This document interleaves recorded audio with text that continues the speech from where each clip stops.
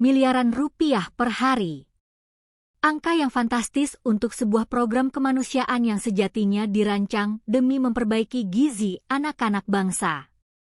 Namun, di tangan para elit Badan Gizi Nasional atau BGN, program makan bergizi gratis justru diduga kuat menjadi ladang basah untuk memperkaya diri dan kelompok. Dadan Hindayana bersama dua mantan wakilnya, Lodewijk Pusung dan Sony Sanjaya, kini resmi menyandang status tersangka. Mereka diduga menggunakan modus canggih berupa gurita yayasan fiktif untuk menyedot anggaran negara. Kejaksaan Agung melalui Direktorat Penyidikan Jampitsus membongkar siasat lancung para tersangka dalam mengelola program makan bergizi gratis periode 2025 hingga 2026. Berdasarkan aturan baku, pengelolaan Satuan Pelayanan Pemenuhan Gizi atau SPPG seharusnya diserahkan kepada yayasan yang terafiliasi langsung dengan sekolah-sekolah penerima manfaat. Tujuannya jelas, agar operasional berjalan transparan dan tepat sasaran. Namun, yang terjadi justru sebaliknya.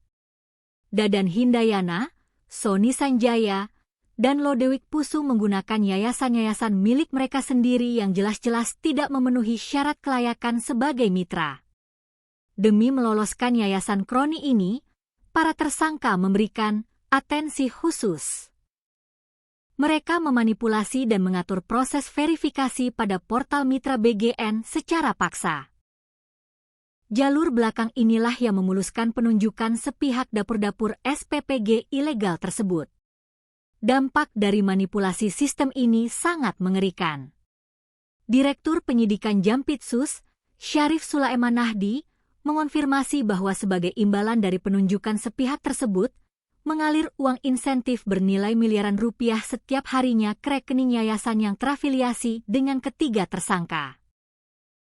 Uang rakyat yang seharusnya berubah menjadi sepiring makanan sehat untuk anak sekolah, diduga kuat menguap begitu saja ke kantong pribadi para petinggi lembaga. Meskipun Kejaksaan Agung belum merilis angka pasti kerugian total keuangan negara karena masih dalam proses audit, aliran dana harian ini menjadi bukti kuat adanya penyimpangan tata kelola yang terstruktur dan masif. Rabu, 3 Juni 2026, menjadi hari akhir dari pelarian kebijakan korup mereka. Setelah melalui pemeriksaan intensif berbekal 2 alat bukti yang sangat cukup, Korps Adiaksa langsung menetapkan ketiganya sebagai tersangka. Keluar dari ruang penyidikan, Dadan Hindayana bersama Lodewijk Pusung dan Sony Sanjaya langsung digiring menuju mobil tahanan. Mengenakan rompi merah muda dengan tangan terborgol besi, wajah-wajah yang dulunya jumawa kini tertunduk di hadapan hukum. Untuk kepentingan penyidikan dan mencegah hilangnya barang bukti, ketiganya resmi ditahan selama 20 hari ke depan.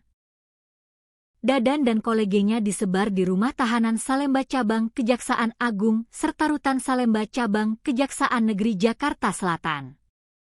Penangkapan dramatis yang diawali sejak subuh ini terjadi hanya berselang beberapa jam setelah Presiden Prabowo Subianto mencopot mereka dari jabatan pimpinan BGN. Kini, kursi kepemimpinan telah beralih ke tangan Nanik Sudaryati Deyang, dibantu Agustina Arumsari dan Maijen TNI Trenggono. Tugas berat menanti pimpinan baru untuk membersihkan sisa-sisa mafia gizi di internal lembaga. Kasus Dadan Hindayana menjadi tamparan keras sekaligus pembuktian bahwa program kerakyatan tidak boleh sedetik pun disentuh oleh tangan-tangan koruptor yang rakus.